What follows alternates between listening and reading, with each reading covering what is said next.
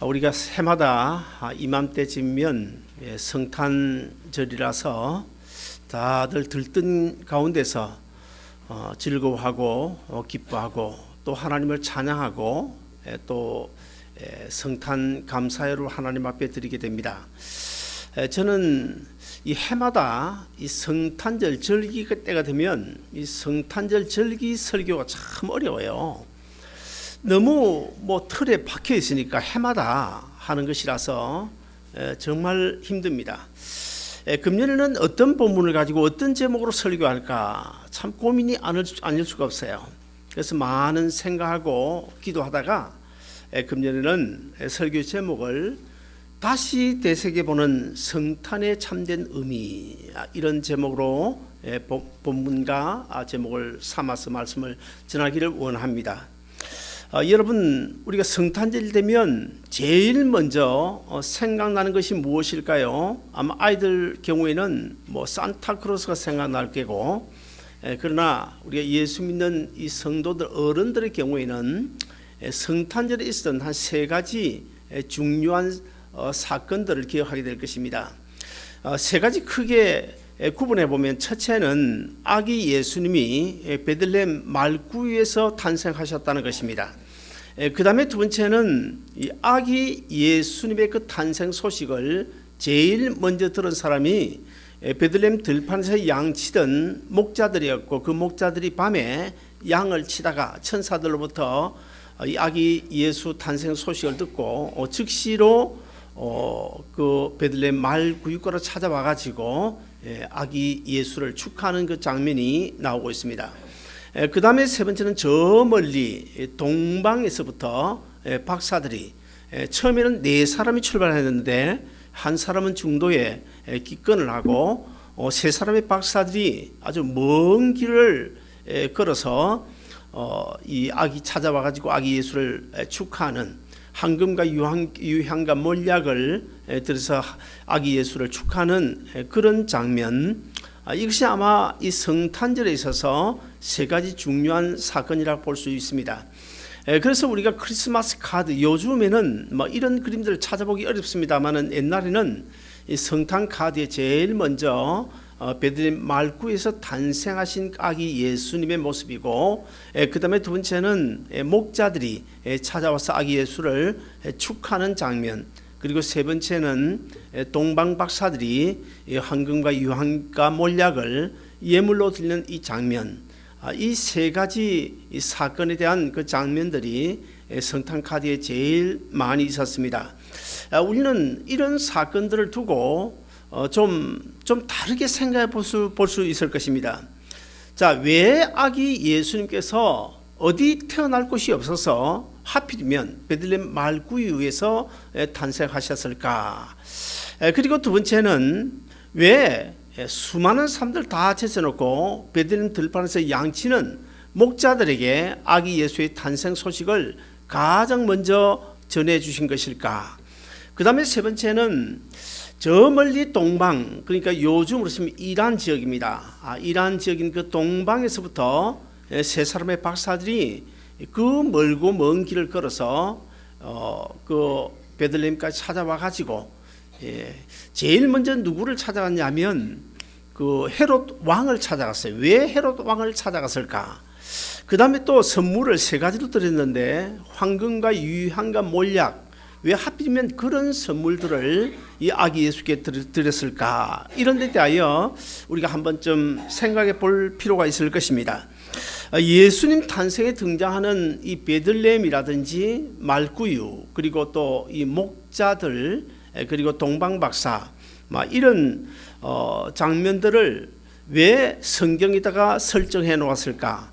이런 세 가지를 주로 설정해 놓은 이면에는 하나님의 놀라운 인류 구원을 위한 하나님의 놀라운 뜻이 있음을 우리가 분명히 발견할 수 있어야 정말 우리가 성탄절을 제대로 지키는 것입니다. 첫째는 예수님께서 생명의 떡으로 이 세상에 오셨다는 사실을 그 사건 속에서 베들레헴이라고 하는 그 지역을 통해서 우리에게 가르쳐 주고 있습니다. 우리가 살고 있는 이 지구촌에는 정말 수없이 많은 싸움들이 있게 되죠. 그리고 특별히 금년에는 그 IS 잘못된 그 이슬람이라고 하는 그 집단들이 얼마나 무고한 생명들을 많이 죽였는지 몰라요. 뭐 얼마 전에는 파리에서 또 큰 테러 사건이 있었고, 그리고 또 우리가 살고 있는 우리 인근에 있는 그 샌버나디노에도 이들의 소행으로 밝혀졌습니다만은 테러 사건이 있었습니다. 자, 세상에는 이것뿐만 아니고 끊임없이 싸움이 있잖아요. 가정에도 싸움이 있고, 직장에서도 싸움이 있고, 또 사회 곳곳에 싸움이 있고, 나라와 나라 간의 민족과 민족 간에도 싸움이 있습니다. 자, 그러면 왜 싸우는 것일까요? 사실은 뭐 자기들 나름대로는 어떤 정의를 이해한다, 그렇게 주장하기도 하고, 아니면 또 평화를 이해하고 억울함을 갚기 위한 것이라고 말은 하지만은, 그러나 실제 그 싸움의 내면을 들여다보면 하나같이 모두 다 밥그릇 싸움이라는 사실을 우리가 알 수 있습니다. 문제는 밥그릇을 위한 싸움은 싸움인데 영원한 생명을 위한 밥그릇 싸움이 아니고 잠깐에 썩어질 수밖에 없는 그런 밥그릇 싸움이기 때문에 문제인 것입니다. 자, 이런 밥그릇 싸움이 끊임없이 벌어지고 있는 이 세상에 예수 그리스도께서 오셨다, 베들레헴을 통해서 오셨다, 바로 생명의 떡이 되어 주셔서 우리를 죄에서 구원하기 위하여 오신 것입니다. 오늘 이 본문에 보면 이 요셉이 등장을 하죠. 요셉은 사실은 그 다윗 왕의 가문의 후손입니다. 그래서 이 요셉이 이제 마리아와 함께 호적을 하기 위하여 베들레헴으로 가고 있는데, 이 베들레헴은 본래 그 다윗의 고향입니다. 그 다윗의 고향인 베들레헴으로 가서 이제 호적을 하려고 만삭인 마리아와 함께 이제 길을 떠나고 있는데, 본래는 나사렛에서 살고 있었습니다. 그런데 이제 베들레헴이 고향이니까 베들레헴에 가서 호적을 해야 되기 때문에 나사렛에서 베들레헴까지 가는데 얼마 정도 걸리는가 하면 대략 한 110마일 정도 되는 거리입니다. 그러므로 아마 요즘이 아니고 2000년 전이기 때문에, 그래서 그 110마일을 간다고 우리가 생각해 보면 아마 상당한 기간이 걸렸으리라 그렇게 생각이 되집니다. 아무튼 간에 요셉과 마리아가 참 긴 여행 끝에 베들레헴에 도착했습니다마는, 베들레헴에 도착했더니 정작 머물 그 여관이 없는 거예요. 방이 없는 거예요. 그래서 할 수 없이 그 여관의 마국간에서 하룻밤을 자게 됐는데, 그날 밤에 구유의 염을 통해서 아기 예수님이 탄생하시게 된 것입니다. 구약 성경 미가서 5장 2절을 보시면 이 베들레헴에서 메시아 되신 아기 예수님께서 탄생하실 것을 이미 예언을 해 놓았는데, 우리 같이 한번 읽어 보실까요? 구약 성경 미가서 5장 2절입니다. 같이 읽습니다. 시작. 베들레헴 에브라다야, 너는 유다 족속 중에 작을지라도 이스라엘을 다스릴 자가 내게서 내게로 나올 것이라. 그의 근본은 상고의 영원에 있느니라. 자, 여기 보면 메시아 되신 예수 그리스도께서 베들레헴에 탄생하게 될 것인데, 그분 예수님이 누구시냐 이렇게 소개하고 있습니다. 그분 예수님의 근본은 상고의 태초이니라 그랬어요. 자, 무슨 말인가 하면 예수 그리스도, 이 아기 예수 그리스도의 뿌리가 누구냐는 것입니다. 이 아기 예수님의 그 뿌리는 에덴 동산에 범죄한 인간이, 최초의 인간인 아담의 후손이 아니고 바로 태초에 영원 전부터 살아계신, 지금까지 살아계신 하나님의 아들로 이 세상에 오신 분이시다. 그것을 지금 소개하고 있는 거예요. 자, 그러면 왜 예수님께서 다른 곳이 아닌 베들레헴에서 탄생하게 되셨을까요? 베들레헴은 제가 작년에 다녀와 봤습니다만은 아주 열악한 곳입니다. 지금도 열악해요. 그런데 2000년 전이야 오죽했겠습니까? 사실 2000년 그 당시에는 로마도 있었고 뭐 예루살렘도 있었고 더 좋은 곳이 얼마든지 있었는데도 불구하고 왜 하필 베들레헴에서 탄생하게 되신 것일까? 물론 뭐 베들레헴은 조금 전에도 제가 말씀드린 대로 다윗의 고향이기 때문에 고향에 호적을 하러 왔다가 거기서 뭐 태어난 것이다, 그렇게 우리가 일반적으로 알고 있지만은, 그러나 우리는 이 베들레헴이라고 하는 그 지역 이름의 뜻에서 우리 상당한 의미를 부여할 필요가 있습니다. 이 베들레헴은 본래 떡집이라는 이름의 뜻입니다. 떡집, 이 떡집인 베들레헴에서 예수님이 탄생하셨다. 무슨 뜻일까요? 예수님은 죄로 죽어가는 모든 인간들을 죄에서 구원하여 살리시고 영원한 생명의 떡을 주시기 위하여 예수님께서 이 세상에 오신 분이시기 때문에 다른 곳이 아니고 아마 베들레헴을 선택하셨던 것 같습니다. 그런데 이 베들레헴도 또 하필 왜 그 이름의 뜻이 떡집일까? 뭐 김치집이 아니고 다른 무슨 집이 아니고 왜 하필 떡집일까? 거기도 우리가 상당한 의미를 부여할 수 있는데 바로 우리에게 생명의 떡이 되어주시기 위하여 이 세상에 오신 예수님을 확증하기 위하여 베들레헴이라고 하는 그 떡집이라고 하는 이름을 가진 베들레헴에서 탄생하신 것으로 우리가 알고 있어야 될 것입니다. 그 다음에 두 번째, 예수님은 인류의 목자로 오셨습니다. 아기 예수님의 성탄 소식은 세상의 그 어떤 소식보다도 가장 기쁜 소식 아니겠습니까? 그런데 그 성탄 소식이 왜 하필이면 베들레헴 들판에서 양치는 목자들에게 전해진 것일까? 제가 지난주에 설교하면서 물론 그 목자들의 선조인 조상인 그 레갑 그리고 그 선조되는 요나답에서 그 기원을 찾을 수가 있습니다만은 그 목자들이 메시아를 900년이 지난 동안까지 끊임없이 하나님의 약속을 믿고 기다렸기 때문에 목자들에게 먼저 탄생 소식을 전해준 것이다. 그렇게 설교했습니다만은 그러나 우리가 다른 측면에서 한번 생각해 보면 왜 하필 목자였을까? 왜 하필 목자였을까? 양치는 목자였을까? 그것은 바로 정말 오갈 데 없는 죄로 말미암아 만신창이가 되어져서 자기 홀로는 살아갈 수 없는 범죄한 인간의 영원한 목자장이 되어주시기 위하여 이 세상에 오신 예수님을 확증하기 위하여 이 목자들에게 가장 먼저 아기 예수 탄생 소식을 전한 것이다. 그렇게 우리가 이해하면 될 것입니다. 사랑하는 여러분, 우리가 살아가는 이 세상에는 정말 참된 목자가 없잖아요. 요즘 우리가 뭐 잘 알다시피 국회의원도 싹군이고 또 장관도 싹군이고 심지어는 뭐 목사들 가운데도 싹군 목자가 얼마나 많아요. 자, 시편 28편 23편에 보시면 다윗은 어릴 때 양을 칠 때부터 얼마나 영성이 맑았고 믿음이 좋았으면 그때 벌써 예수 그리스도께서 우리의 영원한 목자로 이 땅에 오실 것을 사모하고 기다리면서 시은 시가 시편 23편인데 우리 같이 한번 읽어 보시겠습니다. 시편 23편입니다. 시작. 여호와는 나의 목자시니 내게 부족함이 없으리로다. 그가 나를 푸른 풀밭에 누이시며 실만한 물가로 인도하시는도다.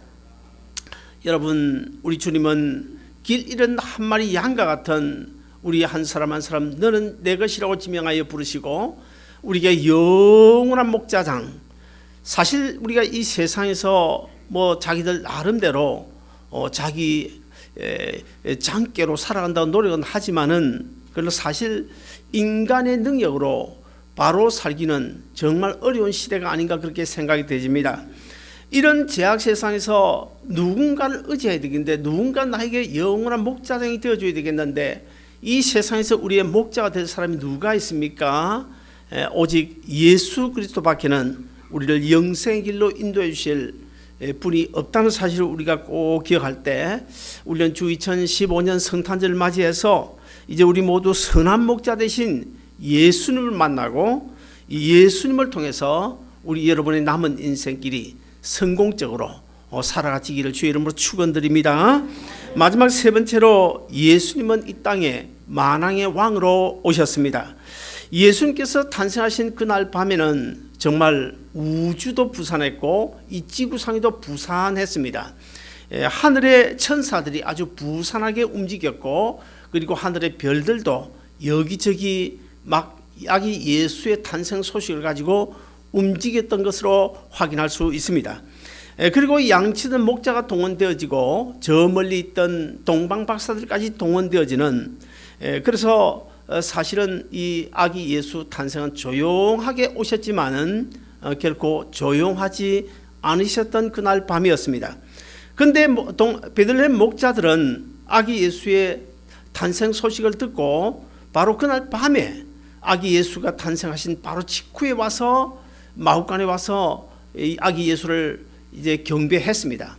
그러나 동방박사들은 저 멀리 이란에서부터 왔기 때문에 그날 아기 예수가 탄생하신 바로 직후에 온 것이 아니고, 우리는 흔히 크리스마스 카드나 그림들을 통해서 동방박사들이 황금과 유황과 몰약을 아기 예수님께 선물 예물로 드리는 그 장면을 보면, 그 그림상으로 보면 베들레헴 말구에서 갓 태어난 바로 목자들과 거의 같은 시간에 와서 경배한 것으로 생각하고 있지만은 결코 그렇지 않습니다.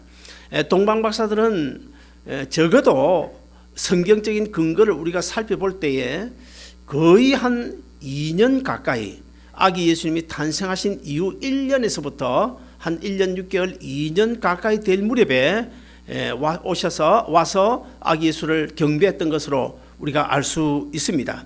마태복음 2장 2절에 보시면 동방박사들은 제일 먼저 베들레헴으로 가지 않았어요. 어디로 갔냐면 예루살렘 왕궁으로 먼저 갔습니다. 그래서 누구를 만나게 되는가 하면 먼저 헤롯을 만나게 돼요. 왜 그러면 동방박사들이 이 별을 보고 왔으면 베들레헴 말구이로 그냥 쭉 바로 가지 않냐고, 왜 헤롯 왕이 있는 그 왕궁으로 먼저 갔을까? 그리고 그 왕궁에 가서 이 동방박사들이 헤롯 왕에게 뭐라고 묻는가 하면, 오늘 마태복음 2장에 보시면 이렇게 물어요. 유대인의 왕으로 나시니가 어디 계시뇨? 이런 질문을 합니다. 자, 그러면 왜 헤롯 왕을 찾아왔고 왜 헤롯 왕에게 유대인의 왕이 어디 계시냐고 질문했을까요? 그것은 바로 예수님께서 이 땅에 만왕의 왕으로 오신 사실을 확정해 주기 위하여 동방박사들을 그렇게 사용하신 것입니다. 동방박사들이 아기 예수님께 세 가지 예물을 드렸는데 제일 먼저 드린 것이 뭘까요? 황금입니다. 황금은 변하지 않죠. 영원히 변하지 않는다는 상징성을 가진 것이 바로 황금인데, 왜 아기 예수님께 황금을 예물로 드렸을까요? 옛날 그 중동, 고대 그 중동에서는 이런 이야기가 있습니다. 중동의 역사, 아주 유명한 역사, 세네카라는 역사가가 있었는데, 이 역사가 이런 이야기를 했습니다. 황금을 가지지 않고서는 왕을 결코 만날 생각을 하지 말아라, 그런 말이 있듯이 왕을 만날 때는 반드시 황금을 가지고 가야 됩니다. 그러므로 이 동방박사들이 황금을 가지고 예물로 드렸다. 이것은 뭘 의미하는가 하면, 지금 아직 어린 아기 예수님이지만은 이 아기 예수님이 바로 이 세상에 만왕의 왕으로 오셨다는 사실을 이 황금의 예물을 통해서 우리에게 밝혀 보여주고 있는 것입니다. 동방박사는 아기 예수님께 황금을 드린 다음에 두 번째로 무엇을 드렸나요? 유향을 드렸습니다. 이 유향은 구약 시대에 이스라엘 백성들이 하나님께 드리는 이 각종 제사의 향으로 아주 귀하게 사용되어졌습니다. 그래서 출애굽기 30장에 보면 이 유향이 반드시 이 유향은 오직 여호와께만 드리도록 그렇게 되어져 있습니다. 여호와를 위하여만 이 유향을 사용하도록 성경 출애굽기 30장에 분명하게 기록을 하고 있습니다. 그러므로 이 유향은 예수님께서 이 땅에 제사장으로 오신 사실을 확정해 주기 위하여 사용되어진 예물입니다. 그 다음에 마지막으로 무엇을 드렸습니까? 마지막으로 몰약을 드렸습니다. 이 몰약이라고 하는 것은 이 술에 타서 방부제로 옛날에는 사용을 했고요. 그리고 사람이 죽으면 시체를 염을 때 썩지 않도록 방부제로 사용하기도 했습니다. 따라서 이 몰약의 상징적인 의미는 무엇인가 하면, 십자가를 통한 순환과 대속의 죽음을 상징하고 있습니다. 무슨 말일까요? 동방박사들이 이 몰약을 아기 예수님께 예물을 드렸다, 이 말은 이 아기 예수, 지금은 아주 갓난 아기지만은 이 아기 예수님이 이 땅에 오신 것은 바로 세상 죄악으로 죽어가고 있는 모든 그 인류의 죄를 대신해서 십자가에 고난당하시고 죽으실 것을 확증해 주기 위한 그런 증거로 몰약을 드리도록 한 것입니다. 탄생하신 아기 예수님은 동방 박사들이 가져온 이 몰약을 예물로 받으셨습니다. 그런데 예수님께서 33년 공생을 사신 다음에 십자가를 지시고 마지막에 죽으셨잖아요. 그 죽으신 이후에도 처음 이 땅에 오셨을 때도 몰약을 예물로 받으셨는데 십자가에 죽으신 이후에도 몰약을 예물로 받으셨습니다. 요한복음 19장 39절에 보시면 니고데모 여러분 알죠? 이 니고데모가 몰약과 침량 섞은 것을 100근쯤 가지고 와가지고 예수님의 그 시체에 발라주는 그런 장면이 거기 나옵니다. 일찍 예수께 밤에 나왔던 니고데모도 몰약과 침향 섞은 것을 100근쯤 가지고 온지라. 자, 사랑하는 여러분, 이제 말씀의 결론을 맺습니다. 오늘 본문에서 우리에게 가르쳐주는 것 첫째 뭘까요? 첫째, 영원한 생명의 떡이 되시게 하여 베들레헴에 예수님께서 탄생하셨다는 것이고, 그 다음에 두 번째는 그분 예수님은 우리를 죄에서 구원하시기 위하여, 그리고 구원하실 뿐만 아니고 저 하늘나라에 갈 때까지 우리 한 사람 한 사람을 임마누엘로, 에벤에셀로, 마하나임으로 끝까지 이끌어 가시는 영원한 목자장 되시기 위하여 이 땅에 오셨다는 사실이고, 그 다음에 마지막 예수 그리스도는 우리를 영원히 다스리실 영원한 만왕의 왕으로 오셨다는 사실을, 이 크리스마스의 참된 의미를 깨닫고, 우리가 오늘 여러 가지 행사가 있습니다만은 이런 행사들 그저 인간적인 즐거움이 아니라 이런 성탄의 참된 의미를 알고 정말 하나님께 영광 돌리고 감사하고 또 우리도 행복하게 성탄절을 맞이하는 여러분 모두 되시기를 주의 이름으로 축원드립니다. 예.